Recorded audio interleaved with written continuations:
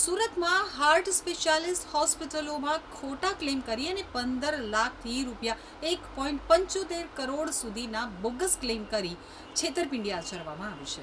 સુરતના કાપોદ્રામાં PP Savani heart institute and multi speciality હોસ્પિટલમાં ગત દિવસોમાં કેતન ઢોલરિયા, જયાબેન ચોડવડિયા, બિપિન ભંડેરી, કમલેશ સુહાગિયા, સતીશ ધડુક અને પ્રતિક વઘાસિયાની ક્રિટિકલ બીમારીની સારવાર માટેના ક્લેમની ફાઇલ ક્રોસ વેરિફિકેશન માટે આવી હતી, જેથી હોસ્પિટલના વહીવટી તંત્ર દ્વારા આ તમામ દર્દીઓની હિસ્ટ્રી ચેક કરતા જાણવા મળ્યું હતું કે જે તે દર્દી જુદી જુદી તારીખે છાતીમાં દુખાવો, ગભરામણ, પરસેવો છૂટી જવો, ડાબા હાથમાં દુખાવો અને ઉબકા એટલે કે હાર્ટ એટેકના લક્ષણો જણાવી સારવાર માટે આવ્યા હતા. ડોક્ટર દ્વારા હાર્ટની સોનોગ્રાફી અને બ્લડ ટ્રાયોપોનિન ટીના રિપોર્ટની સલાહ આપવામાં આવી હતી, પરંતુ દર્દી અને તેના પરિવારજનોએ સારવારનો ઇનકાર કરી ચાલ્યા ગયા હતા. ત્યારબાદ તે જ દિવસ સાંજે ટ્રાયોપોનિન ટીનો રિપોર્ટ કરાવ્યો હતો, પરંતુ કાર્ડિયોગ્રામનો રિપોર્ટ હોસ્પિટલનો ન હતો અને જે ક્લેમ ફોર્મ પાર્ટ બી ભરવામાં આવ્યું હતું તે હોસ્પિટલ દ્વારા ભર્યું ન હતું. સહી સિક્કા પણ બોગસ હતા, જેથી હોસ્પિટલના સત્તાધીશો ચોંકી ગયા હતા. તો આ જ રીતે ડાયમંડ હોસ્પિટલ તરીકે જાણીતી માતૃશ્રી રામુબા તેજાણી એન્ડ માતૃશ્રી શાંતાબા વિડિયા હોસ્પિટલ નયન દેસાઈ, જગદીશ કાચડિયા, ઘનશ્યામ પેગડિયા અને અરુણા ભટ્ટની ક્રિટિકલ બીમારીની સારવાર માટેના ક્લેમની ફાઇલિંગ ક્રોસ વેરિફિકેશન માટે આવી હતી, જેથી વહીવટીતંત્રે તપાસ કરતા નયન દેસાઈએ હાર્ટ એટેક જેવા લક્ષણો જણાવ્યા હતા, પરંતુ કાર્ડિયોગ્રામમાં દર્દીની કોઈ તકલીફ જણાઈ આવી ન હતી. હોસ્પિટલના સજેશન વગર મેડિકલ સ્ટોરમાંથી હાર્ટ એટેકનું ઇન્જેક્શન લીધું હતું અને બ્લડ સેમ્પલ પણ અન્યનું આપવામાં આવ્યું હતું. જ્યારે જગદીશ કાછડિયા, ઘનશ્યામ પેગડિયા અને અરુણા ભટ્ટની ક્લેમ ફાઇલમાં હોસ્પિટલનો કન્સલ્ટિંગ કેસ પેપર હતો, પરંતુ તેમાં લખવામાં આવેલી હિસ્ટ્રી હોસ્પિટલના ડોક્ટર દ્વારા લખવામાં આવી ન હતી અને ડોક્યુમેન્ટ્સ ઉપરના સહી સિક્કા પણ બોગસ હતા, જેને પગલે બંને હોસ્પિટલના એડમિનિસ્ટ્રેટર દ્વારા કાપોદ્રા પોલીસમાં ફરિયાદ કરતા બોગસ ડોક્યુમેન્ટ્સના આધારે ખોટી રીતે ક્રાઇમ કરનાર વિરુદ્ધ ફરિયાદ નોંધાવી હતી. કાર્ડિયોગ્રામ નોર્મલ હોય તો રનિંગ દવા જે બી લખીને એમને જવા દેતા હોય છે, પણ આવા દર્દી અમારા નામની હોસ્પિટલમાં ફાઇલ કઢાવે, ઇસીજીનો ચાર્જ ભરે, ફાઇલનો ચાર્જ ભરે અને એક વખત આખું ફાઇલ રેડી બનાવે અને પછી એ ફાઇલનો ઉપયોગ અમારા ઇસીજી બદલી નાખવામાં આવે. અમે જે ઇન્જેક્શન, જે હૃદયના એટેકમાં વપરાતું ઇન્જેક્શન અમે ન પ્રિસ્ક્રાઇબ કર્યું હોય છતાં બી મેડિકલમાંથી ડાયરેક્ટ લઈ લે છે. અમે કોઈ એટેકનો લોહીનો રિપોર્ટ એડવાઇઝ ના કરેલો હોય તો બી એ રિપોર્ટ ડાયરેક્ટ પોતાની રીતે કરી નાખતા હોય છે. આવી રીતે નોર્મલ કેસમાં પોતાને એટેક આવ્યો છે એવું પ્રૂવ કરીને કંપની પાસે લમસમ મેડિક્લેમ, જે ક્રિટિકલ ઇલનેસ પોલિસી કહેવાય છે, એમનો લાભ લેવા માટે ફાઇલ મૂકતા હોય છે. અમારા ધ્યાનમાં એ આવ્યું કંપની દ્વારા ક્રોસ વેરિફિકેશન પર કે તમારે આવું દર્દી આવેલું છે કોઈ, તો ક્રોસ વેરિફિકેશનમાં જાણવા મળે છે કે અમારા આ પ્રકારના કોઈ ઇસીજી નથી. અમારા ડોક્ટરે અમુક કેસમાં તો અમારા ડોક્ટર દ્વારા દર્દી ચેક બી નથી કરવામાં આવેલું. અમારા કેસ પેપરમાં પોતાની રીતે લખીને ક્લેમ પાસ કરાવેલા છે.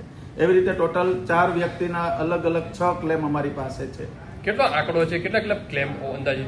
ટોટલ એક વ્યક્તિનો 1 કરોડ ને 75 લાખનો ક્લેમ છે, કોઈનો 50 લાખનો છે, 25 લાખનો છે, 49 લાખ, ટોટલ 3 કરોડ ને 49 લાખના ક્લેમ ટોટલ ક્લેમ કરવામાં આવ્યા છે. અને અમે જોયું તો આ હોસ્પિટલના ફાઇલ હતી, એમાં કાર્ડિયોગ્રામ, દવા, પ્રિસ્ક્રિપ્શન, અહીંનો લેબનો રિપોર્ટ, આ બધી જ વસ્તુઓ હોસ્પિટલના નામ ઉપર હતું.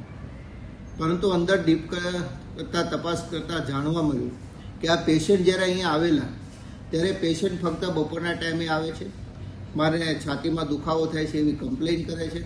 એટલે એમડી ફિઝિશિયનને બતાવવા જાય અને એમડી ફિઝિશિયન ક્લિયર લખી આપે દવા પણ, અને એ દવાનું પ્રિસ્ક્રિપ્શન પણ એમાં છે કે નોર્મલ છે, કોઈ હાર્ટ એટેક, કોઈ પણ પ્રકારનું કંઈ થયેલું નથી. આ દવા લખી દીધા પછી પરણે એ લોકો કાર્ડિયોગ્રામ પણ કાઢ્યા, પણ કાર્ડિયોગ્રામ પણ નોર્મલ છે એમ ડૉક્ટર પણ બતાવે છે. પરંતુ આ બધી પ્રોસેસ કર્યા પછી બપોરના સમય દરમિયાન બ્લડ લઈને આવે, આ પેશન્ટ ફાઇલના નામે એ બ્લડ ટેસ્ટ કરાવે.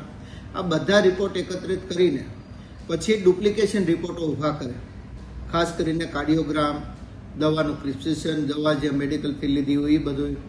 તો આ બધાના આધાર ઉપર વ્યક્તિ દ્વારા, કોઈ એજન્ટ દ્વારા કંપનીની અંદર ક્લેમ કરવામાં આવે કે આમને હાર્ટ એટેક આવ્યો અને 45 લાખનો કે 25 લાખનો ખર્ચો આવ્યો છે.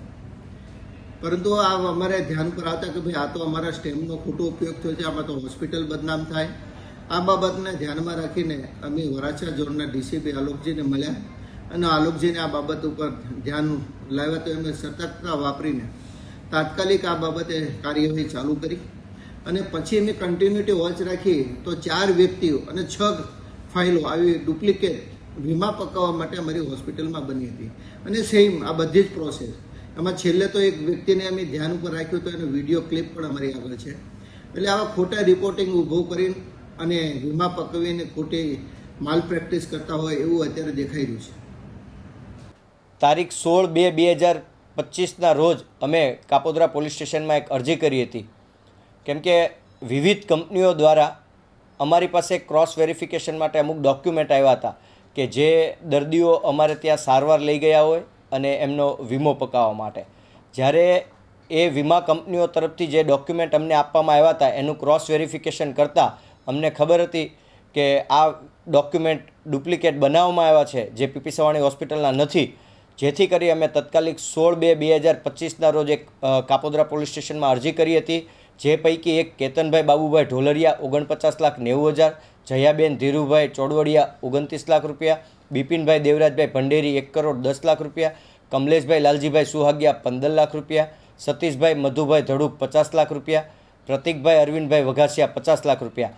આ લોકો તમામ દ્વારા હોસ્પિટલના ઇમરજન્સી વિભાગમાં આવી અને છાતીમાં દુખાવો, બેક પેન, ગભરામણ આવી વિવિધ ફરિયાદો કરવામાં આવી હતી અને ડૉક્ટરો દ્વારા તેમને પ્રાથમિક સારવાર અને અમુક રિપોર્ટ કરવાની સલાહ આપવામાં આવી હતી.